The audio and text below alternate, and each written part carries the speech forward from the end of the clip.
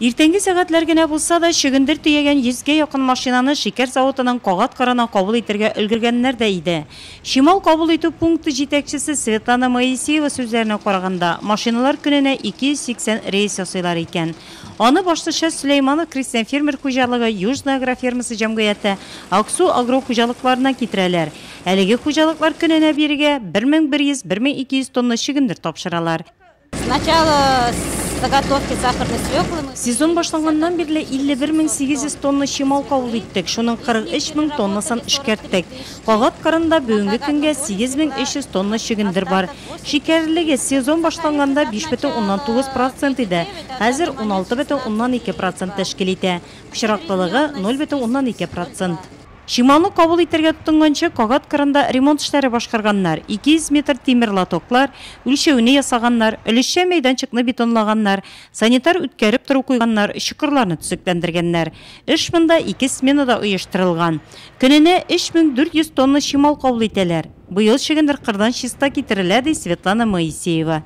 Биредә 4 бортларга кую һәм 2 амкадор техникасы эшли. Шуңа да кырдан китерелгән шөгендерне бушатуда тоткарлык юк. Кагатлардагы шимал иң беренче итеп шикәр заводының шөгендер юдырту бүлегенә килә.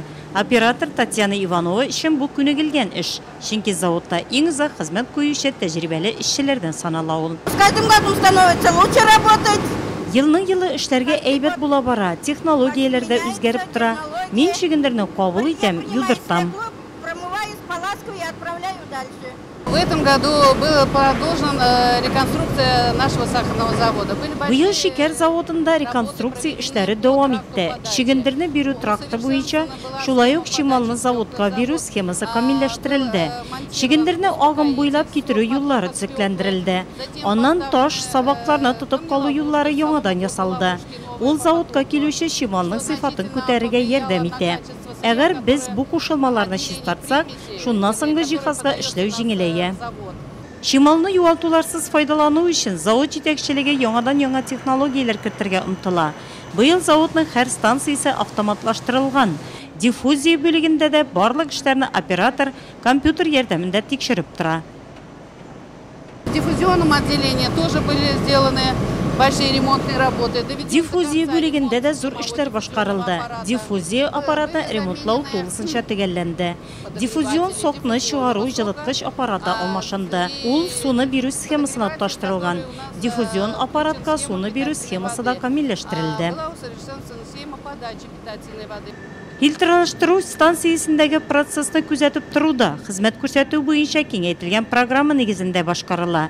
Шималны парландыру, фильтрлаштыру, кристалләштерүне заманча техника ярдәмендә оператор Наилә Мусина күзәтә. Вакуум аппаратлары эшләп торган цехта бик эссе, биредә шикәр кымы кристалләштерелә. Нурлат шикәр заводында ак шикәр кымы менә шушылай капчыкларга тутырылып, әзер продукция булып, үзенең кулланучысына җибәреле итеп әзерләнеп куелган. Әмма дә безнең өстәлләребезгә ак шикәр кымы килеп җиткәнчә кадәр ай-ай урау юл үтә. Моның шулай икәнлеге безнең төшерү төркемебез шикәр заводында булып, биредәге эшләү процессыны белән танышкачтан соң тагын бер кат инанды. Ак шикәр кымына әверелгәнчә кадәр шималны диффузиядән соң известлы углекислоталы чистарту үткәрәсе, парландырасы, фильтр аша үткәрәсе, кристалл бөртекләре сыман кызартасы бар. Йөзләрчә эшченең хезмәте куела аңа. Бүгенге көндә заводта 350 кеше эшли. Арада озак еллар дәвамында эшләүчеләр дә бар. Заводның баш технологы Люция Сультиева шундыйлардан. Биредә елдан-ел яңа технологияләр кертелә. Эш урыннарында уңай шартлар тудырыла, ди баш технолог. Бу исә үз чиратында җитештерүнең күләме арта баруында да чагыла. Перед каждым руководителем, перед каждым работником завода были поставлены плановые задания. Һәр җитәкче һәм биредә эшләүче һәркем алдында планны үтәү бурычы куелды. Әгәр бу күрсәткеч үтәлгән вакытта һәркемгә премия бирелә. План буенча тәүлегенә 2600 тонна шимал эшкәртү каралган. 340-350 тонна шикәрне бер сменада җитештерү кирәк. 350 тонн сахара выработать необходимо в смену. Кулланучыга җиткерелә әзер продукция менә шушы цехта башкарыла. Кечкенә ательены хәтерләтә ул. Капчыкларны шикәр кымы белән тутыруны, аларны тегеп торуны 4 кеше башкара.